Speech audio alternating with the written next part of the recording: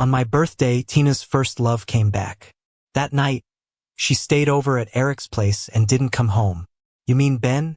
After Eric returned, he didn't care much. I let out a sarcastic laugh and turned around to accept someone else's confession. Later on, Tina regretted it. She knocked on my door late at night and was shocked when she saw the mark on my neck. Who gave you the guts to let someone else touch you? I sneered. Tina, haven't you had enough of playing the devoted lover? I have someone else now and you're just not enough anymore. The day Eric returned to the country was the same day as my birthday. Tina reserved a booth for me at a nearby bar to celebrate. After a few glasses, Eric suddenly pushed the door open. Dressed in a full Givenchy suit, he looked tall and handsome under the lights, drawing everyone's gaze. The noisy room went silent instantly. Someone recognized him, and in the next second, gossiping eyes turned to me. I calmly set down my glass without saying a word. Everyone there knew Tina and Eric dated back in college. After Eric went abroad for further studies, they naturally broke up. For him, Tina kept her distance from others for 2 years. Until she met me, she seemed like a different person. When she pursued me, it was beyond romantic. Everyone said Tina was crazy in love with me. But we were together for 3 years and I never heard her talk about marriage.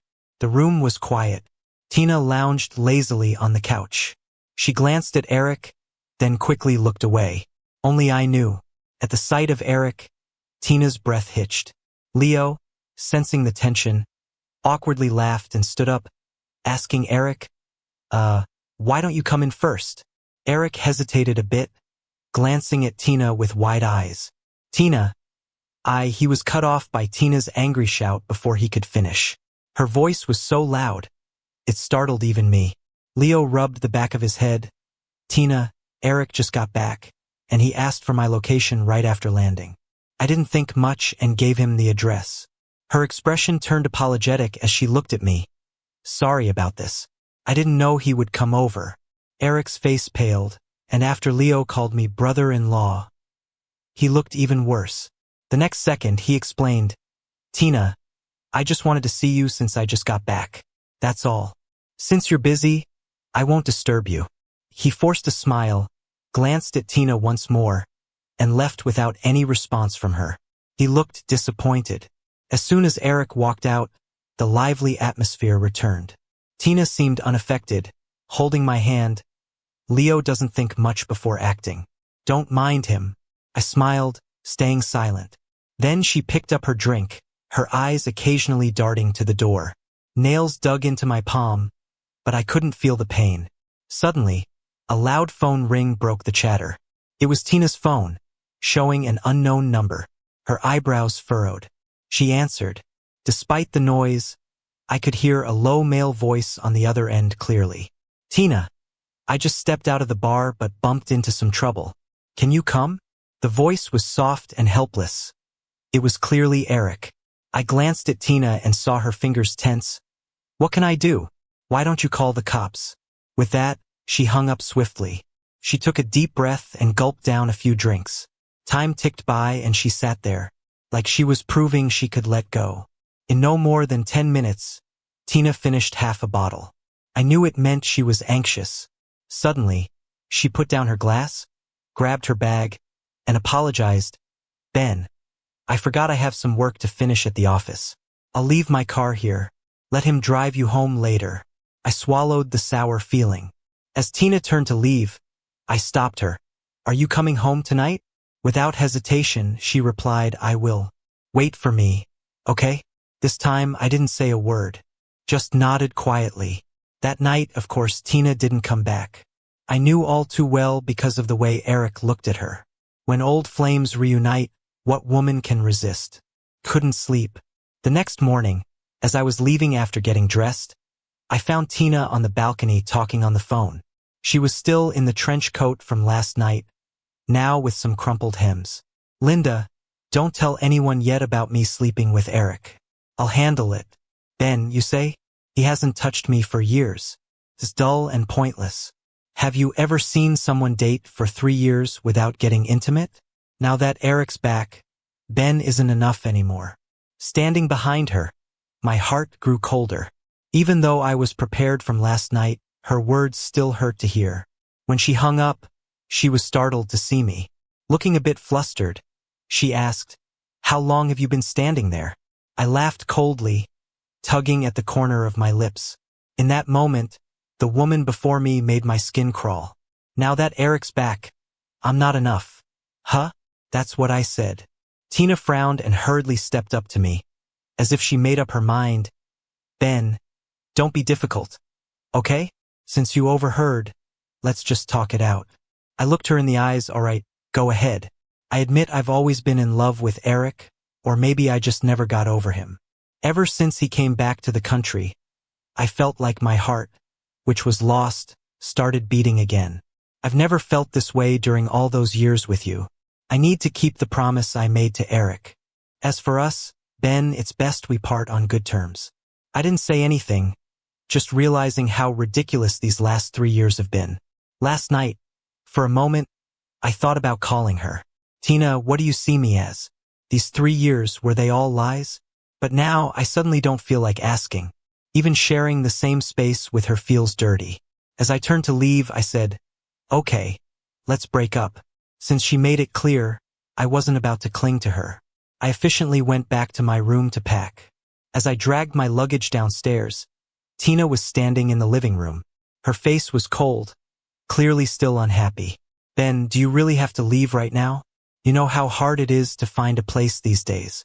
You could easily stay until you find a new apartment." "I, Tina, am not that incapable of accommodating you."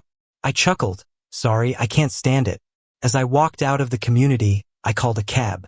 After smoothly giving Mike's address, I stared absent-mindedly at the scenery passing by outside.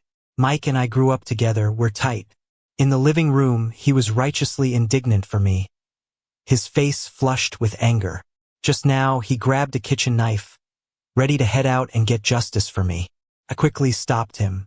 My efforts over these 3 years aren't something Tina could ever repay. Since we're breaking up, let's keep it simple and mutual. I don't want the name Tina to show up in my life anymore. I've got my own plans for the future. I want to set up a book cafe, do some small business. Mike nodded, showing he was satisfied with my decision. "Good thing you're clear-headed. You haven't gotten much from being with Tina these years. You've always focused on your career. We can still stand tall without women, Ben. I believe in you. For now, just stay at my place. I know some real estate agents who can help keep an eye out for locations." I smiled and patted Mike on the shoulder. "Thanks for the help. Though there's no rush. I want to travel abroad for a bit to clear my mind." Mike gave me a knowing nod. "If I weren't tied up with work, I'd go with you. Heard there are plenty of beautiful women abroad. Wish you some luck with that." Catching Mike's teasing look, I chuckled. "I'll take that wish." I booked a vacation on an island. It's always sunny here with clear waters. Since arriving, I've been extra sleepy, often sleeping in the hotel until late morning. After ordering a meal, I spent the afternoon snoozing on a beach chair. Towards evening, I put on a casual shirt and headed out. I heard from tourists there's a nice bar nearby. Sitting at the bar, I asked the bartender for a glass of whiskey. In a crystal-clear glass was amber liquid. I tilted my head back and downed it. The bartender was an authentic Chinese guy. He raised an eyebrow and looked at me, then smiled and shook his head. His hands skillfully shook the cocktail shaker, pouring ice blue liquid into a glass. Adding a sprig of mint to the rim, he smiled and slid the drink over. "Try this, you'll like it." I curved my lips into a smile, not refusing. At the first sip, I glanced up at the bartender. The taste was indeed refreshing, surprising me. Nearby, there were occasional attempts to chat, which I swiftly dismissed. The bartender shrugged. "Dude, I bet you have a lot of admirers back in China." "Oh? Why's that?" "That's the 4th young girl who's tried to talk to you." I laughed without replying. "Is that so? But in some people's eyes, I'm worthless." In the private room, Eric placed a kiss on Tina's lips, then reluctantly stood to head to the restroom. Tina sat on the couch, flipping through her phone. Seeing no new messages, she irritably shut it off. A whole week. An entire week. Ben hadn't contacted her or appeared in her world. This outcome annoyed Tina greatly. She asked with a dark expression, "Leo, has that person contacted you?" Leo turned. "Tina, who are you talking about?" Tina clicked her tongue helplessly but patiently said, "Ben, has he contacted you?" Leo seemed to suddenly realize and replied, "I called him this morning, but he didn't pick up. Plus, his number shows he's abroad now." "Abroad?" Tina's brow twitched intensely. Leo gave Tina a meaningful look. "Tina, if you care so much about Ben, why not just give him a call yourself? Men need to be coaxed. Sometimes you shouldn't act so high and mighty." Hearing this, Tina looked like she swallowed a whole bucket of explosives. "Who says I care about him? It's a joke. Let him go if he's going. Where can he go as a man? Once he's tired of wandering, won't he just come back to me? Forget him, let's drink." Leo looked at Tina with a hint of helplessness but swallowed back what he was going to say. In the bar, Linda had originally been discussing a project with a client. The man across from her tapped his index finger on the table and squinted, smiling. "Linda, it's the first time I've seen you look at a guy so often." Linda snapped out of it and sheepishly smiled. "Did I?" The client, in a business suit, laughed and pointed towards the black silhouette by the bar. "Yeah, since just now, you've glanced at him at least 10 times. You have good taste. Since work's all discussed, why don't I take my leave?" Linda paused for a moment, then smiled again. "All right, I won't refuse. Thanks for everything. I'll treat you to dinner another time." The client gave a knowing smile, picked up their bag, and gracefully left the bar. I took the last sip of my drink by the counter when my phone went off. It was Mike asking how things were going abroad. I quickly replied with flying fingers, "Everything's good, don't worry." I looked up to find the bartender's eyes had been on me. He smiled and said, "Hey, here's your 5th admirer of the night." I turned my head, propping my chin casually on my hand against the bar. I smelled the alcohol on myself and winced. The person who approached was slim and quite attractive. As luck would have it, I actually knew her. She was my junior during college, Linda. "What a coincidence running into you here," Linda said with a smile that felt like a fresh breeze. I stood up, reaching out to shake her hand, but I lost my balance and fell straight towards her. Thankfully, Linda caught me, holding me in her arms. "Are you alone? How come you drank so much?" I didn't say anything, just gave her a silly smile. Linda sighed as if she was used to this. "I'll take you back. Which hotel are you staying at?" It took a bit, but I finally managed to tell her the hotel's full name. Once we got there, Linda got a room next to mine just to be safe. In the elevator, I felt most of the alcohol's effect wearing off. Linda smelled of roses, and I found myself leaning closer. She opened my room and sat me on the couch.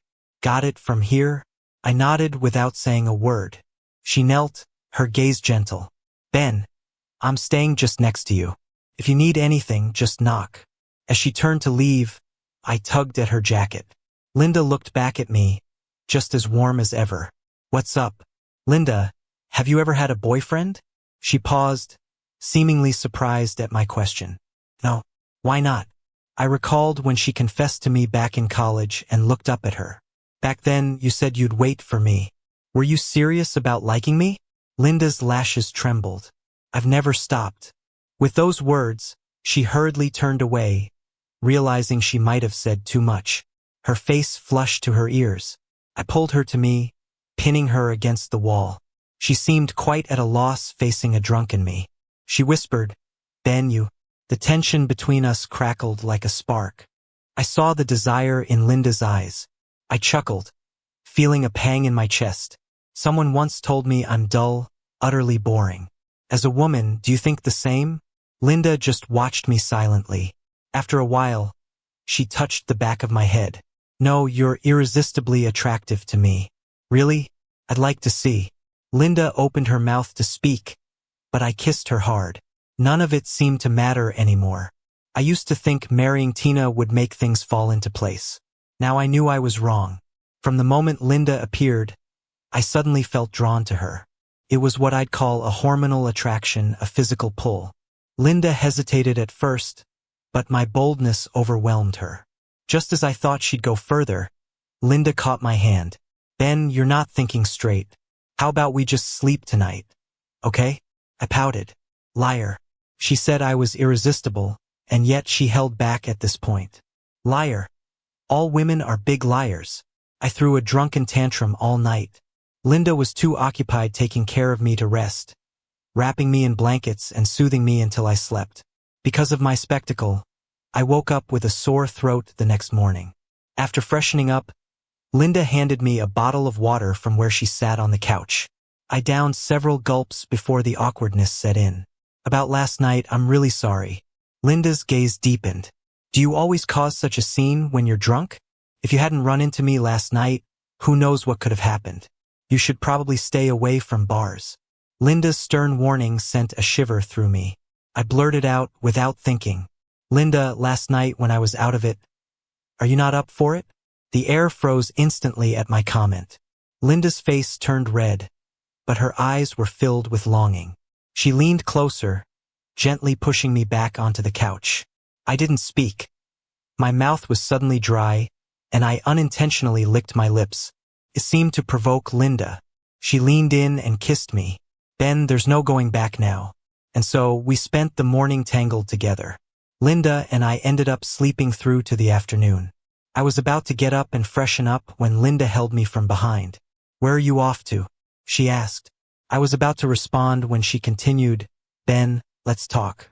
In the living room, I sat on the couch across from Linda. With her arms crossed, she looked at me. Sleepy beauty radiated from her, strikingly captivating. Ben, back in college, I confessed to you. You said you had a girlfriend. But now you've broken up with Tina, haven't you? This isn't a question. It's something I'm absolutely sure about. I know I must have told Linda all about Tina's crappy behavior last night, probably even cursed all night long. And Linda listened to it all. With her intense gaze on me, I nodded. Linda, Tina and I broke up, but I'm still all over the place right now. Linda cut me off. You want time to sort things out, and I'll give you that. But are you really gonna deny what you feel for me? She hit the nail on the head. Seeing Linda's slightly red eyes, I was speechless. I'll admit it, from the moment I saw Linda last night, I was hooked. After a while, she sighed and came over, squatting down in front of me. She looked at me, eyes more determined than ever. Ben, I'm a stubborn person. Once I set my sights on someone, it's hard to like anyone else. Ever since college, you were the only one I saw. I thought I'd be single forever. If I had known Tina was so fickle, I would never have stepped aside for her. Her voice tightened a bit. Maybe you've never experienced the torment of unrequited love. It's like an addiction that tortures yet delights me. Even after I started my own company after graduation, I hope to be in the same city as you. Just knowing we're breathing the same air makes me happy. So when I saw you again last night, I couldn't help but want to be near you, even if you might end up hating me. Look, I'm not Tina. She could throw you away like you meant nothing. But to me, you've always been the treasure I longed for but couldn't have. Linda choked up. Her beautiful eyes were filled with me. Her overwhelming love left me at a loss for words. As if worried I'd reject her, Linda looked at me cautiously. So, can you please stop pushing me away? At least, don't hate me. I'm begging you. Feeling her fingers tremble, I just felt a twinge in my nose. Linda, I never hated you. When you confessed to me back then, I always thought you were joking. You were so dazzling in college, with tons of guys after you. And I was just a regular guy, always avoiding things. I never thought you really liked me. Finishing, I kissed Linda's forehead. Being loved doesn't need a reason. I like you. Her eyelashes fluttered. The atmosphere was warm. Linda tentatively leaned in, gently kissing my lips. Feeling her move first, I let out a muffled sound and deepened the kiss. After a while, I held her tightly by the neck. Linda, this time you won't be rejected. I won't leave you again. Once everything here was wrapped up, Linda and I headed back together. I initially wanted to get things sorted with the book cafe first. Mike already found me a shop, and it was within budget. But Linda is clingy and doesn't want to be apart even for a moment. So our return was a bit delayed. When Mike picked me up at the airport, he couldn't hide his smile. While Linda grabbed our baggage, Mike pulled me aside. Went abroad and ended up with a catch like that. Ben, you're something, man. This was fast. I glanced over at Linda, pursed my lips. Didn't meet her abroad. She went after me back in college. Mike smacked his forehead like he just got it. That's why she looks so familiar. Wasn't she the one who confessed to you back then? Linda. We said it almost in unison. He smirked. So she still hung up on you, huh? Even after all this time, she's taken with you. Our first dinner back home, the three of us ate together. Seeing her so gentle and kind, with all her attention on me, Mike was totally relieved. After dropping us off at Mike's place, he made an excuse and was gone in a flash. In the car, Linda held me tightly, reluctant to let go. Really can't stay at my place? I chuckled, patting her shoulder. The book cafe is about to open. I've got loads to do. I might be busy for a while, but once things settle, it'll be fine. Linda didn't say much, just gently brushed my bangs aside. Okay, then I'll come help every day. Her playful nature amused me. She held my hand, sharing her warmth. Don't want my investment in the book cafe? Still consider me an outsider? Ben, you're making me feel insecure. I smiled at her. It's not that, I've got enough funds right now. Linda, you should focus on your work. I'm counting on you to support me in the future. I cheekily stuck out my tongue, making Linda laugh. She kissed my lips. With the way your girl is doing, supporting 10 of you wouldn't be a problem. Oh really? Guess I've landed myself a boss lady. Then, in the car, Linda and I bantered back and forth, laughter filling the space. Thanks to Linda and Mike's help, the book cafe was up and running smoothly in less than 2 months. I hired a few sweet, gentle girls to manage the shop. The third floor of the cafe is my place. Linda often stays over, so she designed the whole thing. She's already shameless, and now she just comes straight over after work, claiming living together is great for our relationship.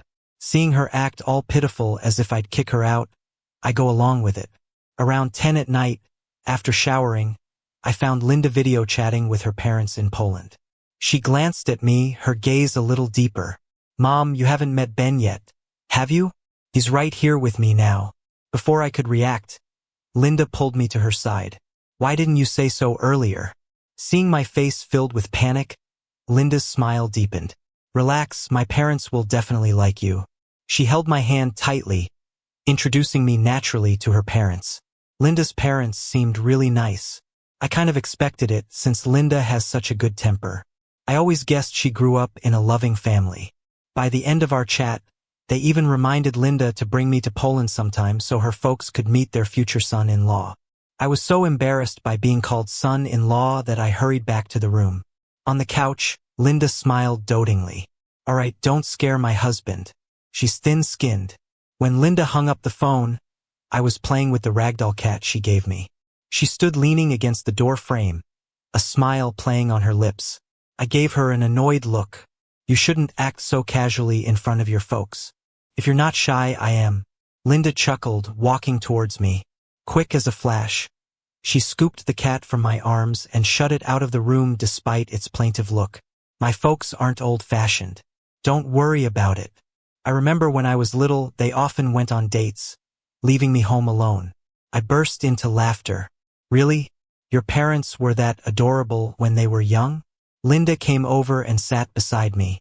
Yeah, so I grew up watching how my dad loved my mom. Naturally, I learned to love you without being taught. You're so full of yourself, I said with a smile, leaning in to kiss Linda. There's a saying about tit for tat. The best way to deal with someone like Linda is to shut her up with a kiss. She seemed to enjoy my affection, warmly returning my kiss. I chuckled, pinning her beneath me. Feeling so bold tonight? I grinned, starting to unbutton her shirt. The atmosphere was heating up. A hint of affection flickered in her eyes as she grabbed my hand. How about we go to Poland for New Year's and meet my parents? I don't want to wait any longer. I want to marry you. She looked at me eagerly, almost holding her breath in fear of a rejection. After a while, I wrapped my arms around her waist and laughed in response. Okay. Suddenly, Linda's eyes filled with tears. She kissed me tenderly. Since you said yes, you're mine forever. Don't ever leave me. Deep into the night, we were tangled up together in the room. Eventually, Linda lay in my arms. She pulled out a ring from who knows where and slipped it onto my finger. Surprised, I watched as Linda kissed my forehead. I bought this a few days ago, waiting for the right moment to give it to you. Tonight seemed perfect. I raised my hand, admiring the ring. Linda looked at it and softly said, "From today, I have a fiancé too." Suddenly, tears welled up in her eyes. I was flustered by her tears, spending ages comforting her with kisses and hugs. "Silly, we're going to be even happier together. What are you crying for?" Linda nodded, curling up in my embrace. "I know, Ben. Thank you, and I love you." Outside, at 11, a black Range Rover was parked in front of the bookstore cafe. Tina had been sitting inside for quite a while. She stared at the lights from the third-floor window, feeling a sudden pang of fear. After breaking up with Ben, she'd finally gotten with Eric, the man she'd always loved. She thought she'd made up for her first love. But in her heart, she kept thinking about Ben. She missed how good he was to her, his smile, his tears. Even with Eric, Tina often drifted off into thought. At first, she could lie to herself, saying she wasn't used to it yet. After all, she'd been with Ben for 3 years, and habits die hard. But eventually, that intense longing forced Tina to realize that she loved Ben. The thought clawed at her insides. She never realized Ben had already taken up residence in her heart. It was ridiculous that she never knew this, even breaking things off so coldly just a day after his birthday. The more she thought about it, the worse she felt. She asked around everywhere to find out about Ben's whereabouts, finally discovering he had opened a cafe here. Tonight, for the first time, she lied to Eric about having work and drove over. During the hour she'd sat downstairs, she'd thought a lot. Finally, she decided to gather the courage to fight for him again. Even if he cursed her, even if he hit her, she'd take it. All she wanted was for him to come back to her. She'd do whatever it took. Upstairs, I was holding Linda, telling her stories from my childhood. She listened eagerly. Eventually, she wrapped her arms around me with regret, wishing she had met me sooner. Then suddenly, the cafe's doorbell rang, piercing through the quiet of the night. Linda blinked in surprise. Who would come this late? She was about to get up, but I stopped her. "I'll go." Slipping on my slippers, I headed downstairs. I opened the door to find a worn-looking Tina standing there. In just a few months, she looked more haggard than before. "Ben, you win. Every time we fought, it was you who reached out first. This time, can I be the one to lose?" Before she finished speaking, I snorted softly. She raised her eyes to mine, panic setting in when she saw the mark on my collarbone. She rushed forward, gripping my shoulders, her lips starting to tremble uncontrollably. "Who did you let touch you? Huh? Who do you think you are letting someone else touch you? Ben, answer me." I watched Tina go crazy in front of me with a cold eye. Seeing her like this, I chuckled softly. "Tina, you're forgetful. Remember how things were with us. Let me remind you, we broke up. So, does it matter to you who I'm with now?" As soon as I finished, Tina's hand fell weakly. She laughed at herself and tried to touch my face, but I dodged it without hesitation. Tina stood awkwardly, her expression full of pain. "I know, it was my mistake back then. I was out of my mind and broke up with you. But Ben, I regret it now. I can't live without you. I could break up with Eric and we can start over. Okay?" I looked at Tina. She's the same as before, hasn't changed a bit. But now I'm too tired to even pretend to care. "Tina, have you played the deep love drama enough? You want to start over, but I don't. You should go. I've moved on and you just don't measure up anymore." I threw back the same words Tina once said to me without any hesitation. When I finished, Tina shook her head, trembling. She looked at me incredulously. "You're lying. I don't believe anyone could love you more than I do. You've been with me for 3 years. Who would dare take you away without my say-so?" Before I could respond, I heard Linda's lazy voice from behind me. "Really? Tina seems quite overconfident." "Huh?" I turned around to see Linda walking over. When she reached me, she gently wrapped her arm around my waist.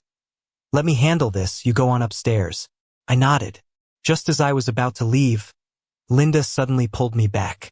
Before I could react, she kissed me right in front of Tina, passionately. Finally, she let me go. Linda's eyes were filled with warmth.